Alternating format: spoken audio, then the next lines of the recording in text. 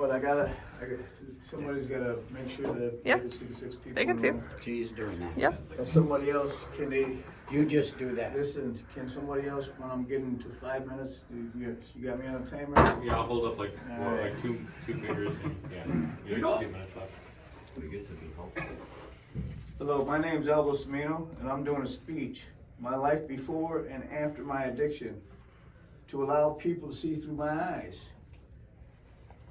And open people's eyes to compassion when they can't see compassion to give it. The days of sorrow, pain, destitute, dreading the word tomorrow. Now I'm living in the day. Well, if you could just put yourself in a situation where you know a friend, where you know somebody that's had an addiction, you know, and somebody that for one day of their life, they took that something forbidden and it all changed. And ask yourself this, do you think any child woke up one day and said that he wanted to be an addict? I don't think so. People go through lives and they wreck people's lives like a tornado. My mother, she come from Italy. She come over and she was a refugee of war, you know. So when she came, she could barely speak any English.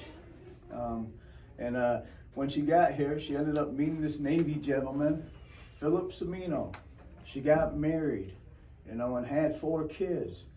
And we were Navy brats. We moved to Spain, you know. We lived there 5 years, you know. Spain was beautiful. The continent was beautiful. You know, where we were was beautiful. It was Rota, Spain, you know. They had beaches, they had waves, they had everything. And then we moved to America, and we moved to Florida for a little while. And then my mom got a divorce, you know. And that's when it all started. My world started turning upside down, you know. My world started turning upside down, you know. And then I started going to a dark place. You know, and the dark places, you know, it got me way into my addiction. You know, when I went to school when I was younger, you know, I was bullied. I was bullied all through my years, you know, and when we lived in the projects, because we were dropped off there when we were 7 years old, you know, when we lived in the projects for over a year, we had to live 4 kids in a 1-bedroom apartment, you know, and it was hard for us, you know. I mean, we could barely survive. Most of our clothes we got, mostly everything we got, it came from the Salvation Army or it was a donation, you know.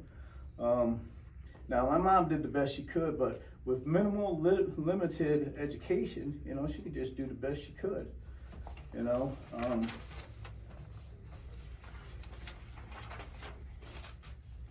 For me, I started drinking when I was 14 years old.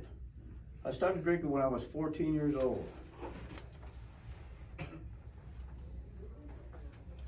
And then I started getting stronger and lifting and getting stronger.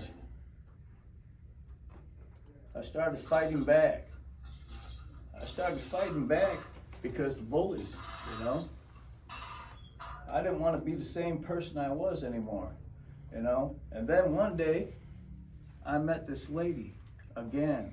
And God put her back in my life for a reason, you know. I knew her for 30 years. You know, and we got together after 30 years, you know, and, you know, she knew me when I got clean, you know, and when I got clean, life just begun, you know, life just begun. And I was tired of playing chess with my life, you know, I was tired of it.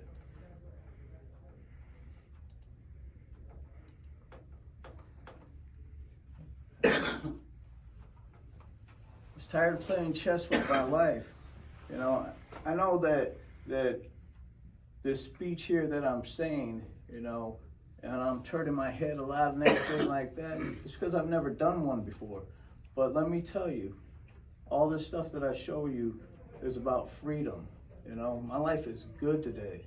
You know, I have custody of my son. You know, my life is totally different. You know, I have a good girlfriend, a good house, a good job. You know, I haven't been in trouble since 2012. You know, when I surrendered, it was about freedom, and the freedom I had